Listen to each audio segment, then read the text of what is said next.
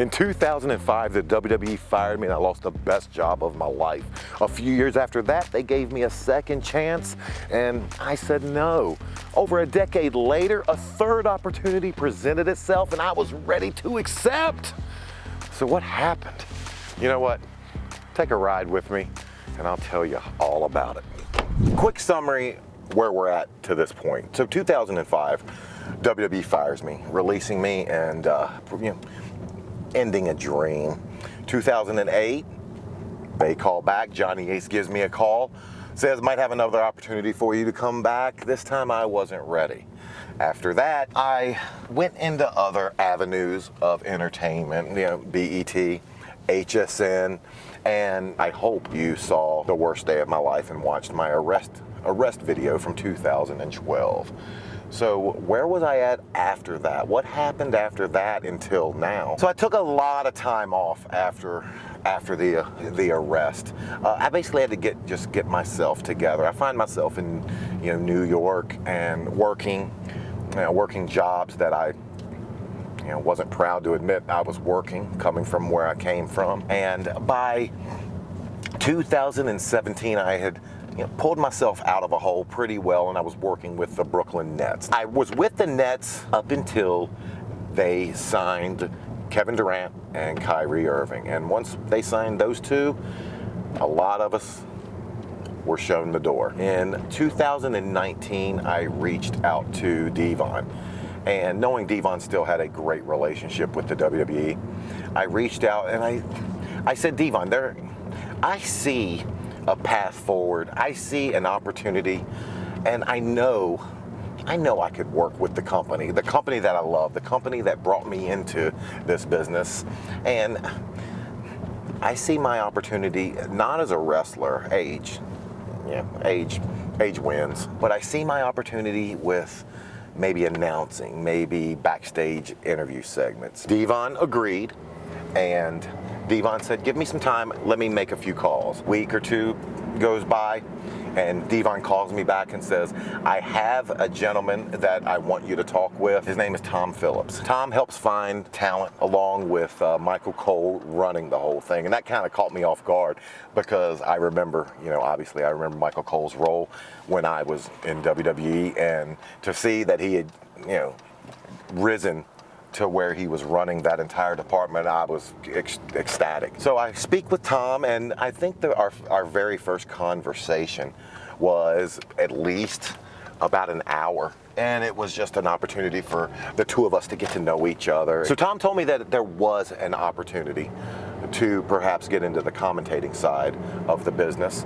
And to do that, I would have to come down to the training facility. Now, it was going to be all expenses paid. They were going to fly me down. They were going to take care of my hotel. And I was going to spend an entire day where, pretty much in Orlando, where NXT is located. To be honest with you, I was excited to go down, and I'd heard just how amazing the facility was, but I had never seen it. So I knew it was going to be just, if nothing else, just a good day. Went down, arrived in Florida the night before, and get to my hotel, and I'm setting my suit out for the next day. I took 3 possible suits for one interview, and I just wanted to make sure I looked the part. I wanted to walk in and have them immediately be able to visualize me in that role. Tom had given me a bit of advice leading up to that, and he asked me point blank, he said, Maven, are you familiar with the product? And I didn't want to lie to him, and I said, I'm actually not. And I explained to him why I do not watch.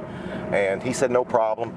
Just familiarize yourself with our product. So the day of the interview, I arrive at the facility, and it's actually one of the times I've actually been on time in my life. I immediately meet with Tom, and he comes up and just could not be more gracious of a host.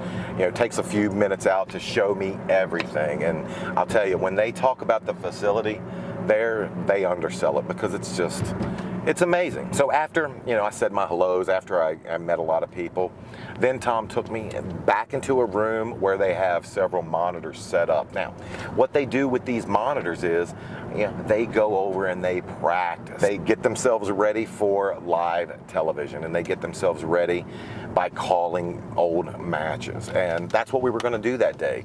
Now, Tom knew some of the guys that I had wrestled with. He knew who I was comfortable with. I remember he pulled about, I think he pulled about 6 matches out for me to call. He knew I was comfortable and buddies with Matt Cardona, so he actually pulled one of Matt's and Brian's old tag matches out just to help aid me with my comfort level. So we then spend the next few hours just calling different matches, and he's guiding me. He's telling me, okay, do it this way. And I remember one of the things he told me is, if you're going to get this job, one of the things they want you to bring to it is just your experience. If you have a relationship with certain wrestlers, don't be afraid to bring that up and say it, because that's going to be what separates you. That's going to be what the listeners at home are going to want to hear. And they're going to want to hear stories. They're going to want to hear behind the scenes. They're going to want to hear things that you can't necessarily catch by watching the show. I thought it went extremely well. We called matches for a few hours. By this time, the training was in full effect. He took me over to the ring where guys were preparing for an upcoming live event that they were going to have. Some of the talent was in the ring. Some of the talent was, getting their hair cut. Some of the talents were getting a workout in. During this time, while there, I happened to bump into Hunter, and it was good catching up with Hunter. He and I probably talked for a good 2 to 3 minutes. Called up. Just found out, it was more than anything. We didn't even talk the business. We talked family and just how we've been. Just on a personal level, so it was good catching up with him. Todd and I, we went back and we spoke a little bit more, and Todd called Michael Cole, and Michael asked him, immediately said, "How is he?" And Todd was honest with him. He said, there's something here. There's something here. Yeah, but is he TV ready today? No, of course not. He would need to be here for several months, working on his craft. They come back to me, they say, "Maven, if you were given the opportunity to accept a job, but we told you had to move here, and it would take you 6 to 12 months coming to this facility and just working by the monitors and just learning different matches, is that something that you're willing to do at this level and at this age?" And I said, "Absolutely. I'll start packing tonight. Tell me when. I'll move here as soon as possible." After being at the facility, I would say a good maybe 4 hours, I left just on top of the world. I was excited. I was no longer working with the Brooklyn Nets. This was before my current job now, working in finance in New York. So I was between employment at the time. To pick up money, I was doing, I was working the indies. I leave, go back, get to the hotel, and then I see it flashing up on the TV screen. And every hope that I had was dashed in a second. And what did I see flashed up on the TV screen was NBA to cancel their regular season.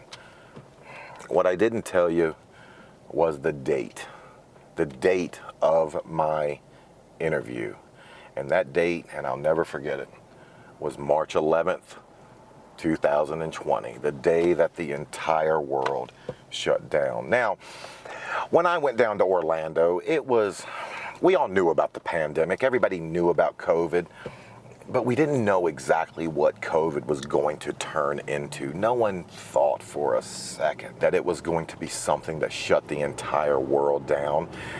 But we were soon to find out exactly what we were up against. Worrying about that job it took second place, because obviously we started hearing about just what was going on. Obviously, you heard about people getting sick and family members being lost. My goal immediately turned into making it back to getting back to New York, because at the time we didn't know if things were going to be shut down. So I got back to New York. Within a month, the entire world was on lockdown. WWE programming would stop, live events.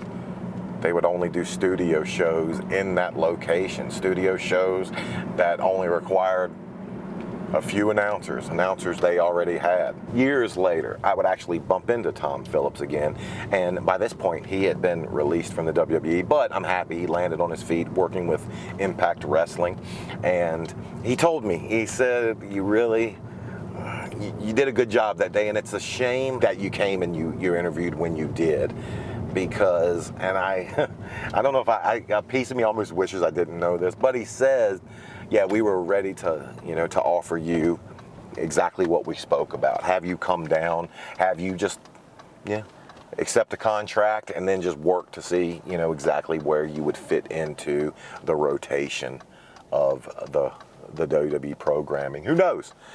I might have got down there and sucked. I might have got down there and they'd be like, wow, we fired this guy in '05. We should have stuck with our instincts. The opportunity for me to be hired during that time was nothing. Life is not what happens to you. Life is how you react to what happens to you. I could have just gotten more bitter, but I didn't. Instead, I waited for my next opportunity. And you might ask, what was my next opportunity? Well, you're watching it right now. To hear about the time that the WWE offered me a second chance and I said no, click the video above.